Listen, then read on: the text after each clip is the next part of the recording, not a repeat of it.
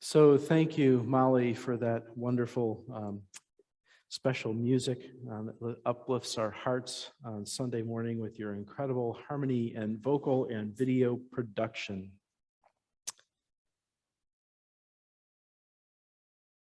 When I was a much younger person, it was fashionable at the beginning of the year to make New Year's resolutions. These resolutions laid out what I expected to accomplish during the upcoming year. Somewhere in my mid-20s, I started to realize that rarely, if ever, I was able to keep those New Year's resolutions. All the adults made New Year's resolutions around me, and so I thought making New Year's resolutions was kind of cool. Still, I made them year after year because I wanted to be a grown-up. I would share my resolutions with others for the first couple months of the new year. But when summer came around, I had almost completely forgotten them. The only time I seem to remember them was maybe in late November, early December, when I was trying to figure out if Santa Claus was going to leave something for me, if I was naughty or nice. And then I realized that many of the New Year's resolutions I had made that year, I couldn't. It was just simply too late to be able to achieve those goals.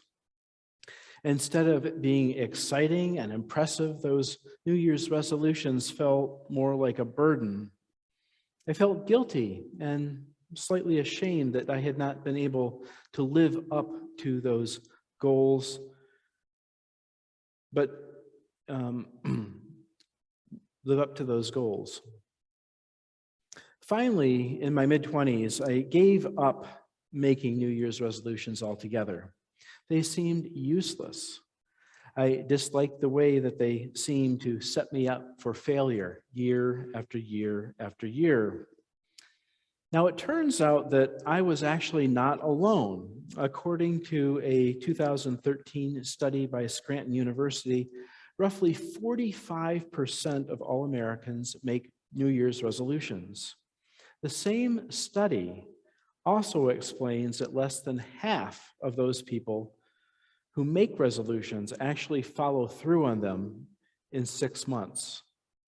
Another study says that only 8% of people who make New Year's resolutions actually achieve those goals during the new year. So why? If so very few people achieve their New Year's resolutions, do we continue to embrace this tradition?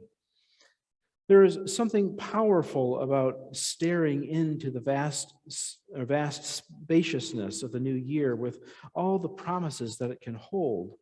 So why would we want to fill it up with expectations and a bunch of should-haves or would-haves or oughts that we may never be able to fulfill? Perhaps that's because those goals change over time, or because achieving those goals lead us down a very narrow pathway that comes at the cost of being able to get off the path and enjoy the journey along the way. It's a little like our story earlier when the young student understands the lesson, but the rest felt very uneasy and started down the path to lightening the pockets of those wealthy people in that nearby town, simply because the goal was set for them by their teacher. They were uncomfortable, but they felt compelled to do what they were told because they were afraid that they would be rejected if they did not accept the should or ought of their teacher's instruction. If they had not stopped, I'm guessing that most of those students very well may have obeyed their teacher's request and later felt terrible about it, even if they convinced themselves that it was okay because that was what they were told to do. Now, I'm not saying that goals are wrong. Sometimes they can be very helpful, yet their nature is often very limiting, and they often set us up for failure. Either we are successful or we're not. which often creates a sense of blame or shame when we fall short. They ask us to focus on one specific thing and set everything else aside. Setting goals like New Year's resolutions that are big and grandiose also often limit our ability to grow, expand, and be present in the moment. Emotional survival, prospering by feeling that our lives are wonderful gifts, depends on our ability to appreciate the beauty of nature, the gratuity of friends, and the marvels of our spirit, says our reading by John Carmody earlier. The marvels of our spirit can constantly learn, grow, change, and adapt. If we focus too closely on one specific narrow-minded goal, we tend to ignore all other things. We limit that incredible expansiveness of the human spirit. As a sailor, I will tell you that the world's oceans are full of wrecks of ships that try to take the quickest and fastest route to the next port. The focus on the goal reduced the skipper's awareness to the other factors like current, tide, and hidden obstacles that lay just below the surface.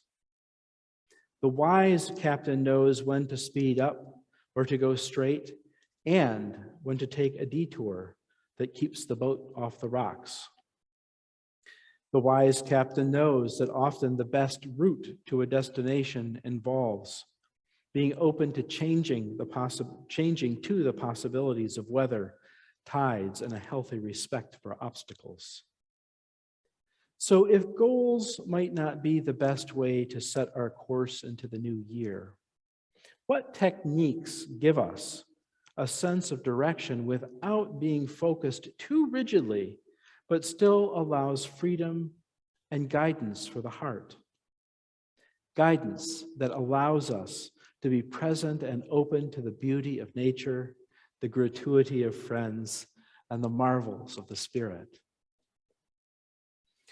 Several years ago, one of my meditation teachers offered a suggestion of a different way of entering into the new year.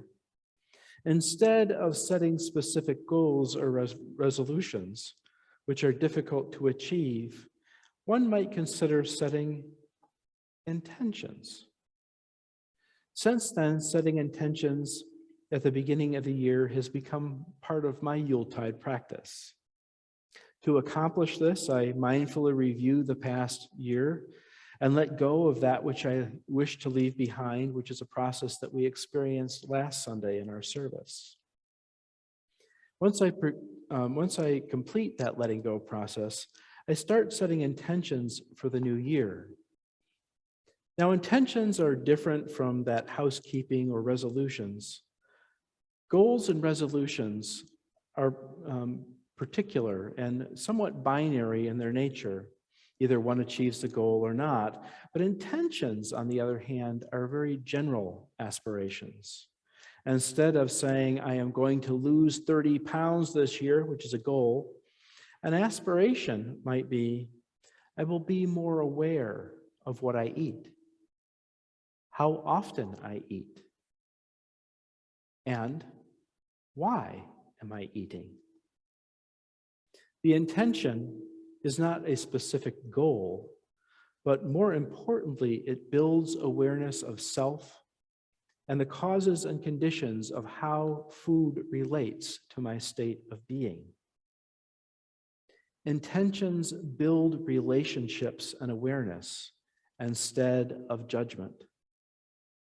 Relationships make connections, but judgment creates separation. This is the power of intention. It allows us to be present, not get caught up in the blame or shame, and it allows us or gives us permission to make changes and adjustments as the journey unfolds. Now, I know that there are some of you who are going to say that the road to destruction is paved with good intentions. Yeah? And I think that that's probably true when we look at issues like racism and privilege in our society. So setting intentions in and of itself is not a complete answer. It's just like anything else. We still need to check in with those intentions every once in a while, see where they're going, seeing if we're living into them in the way that is helpful, that is useful, that is mindful of our principles and the ways that we want to be engaged in the world. When we do that, I believe that setting intentions is a healthy spiritual practice that helps us grow and live into the expanse of a new world without being bogged down by narrowness or distraction that sometimes focusing on a particular goal might bring. So, dear friends, my hope for you for this coming year, whether you practice setting intentions or just start into the new year, that as we go along, even with all the crazy things that are going on that sometimes feel limiting or small, that we have the choice to open ourselves to the great expanse of the promise of the new year, to continue to look for new ways of living that are kind and compassionate and loving towards ourselves and to our fellow human beings. And I hope that you discover many, many of those interesting lessons as you think for yourself and discover truth and meaning on your own terms. Blessed be. Amen.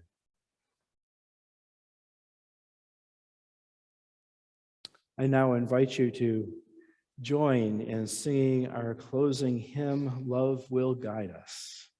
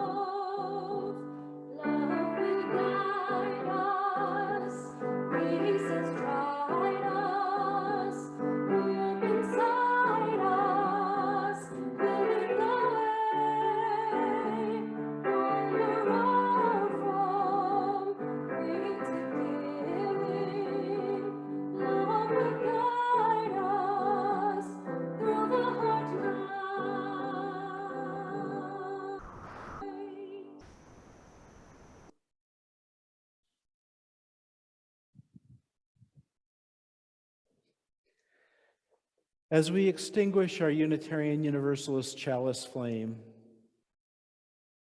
symbol of faith, hope, love, and connection, let us be reminded that although our worship has come to an end, our intention of service to each other and to the world has just begun. Blessed be.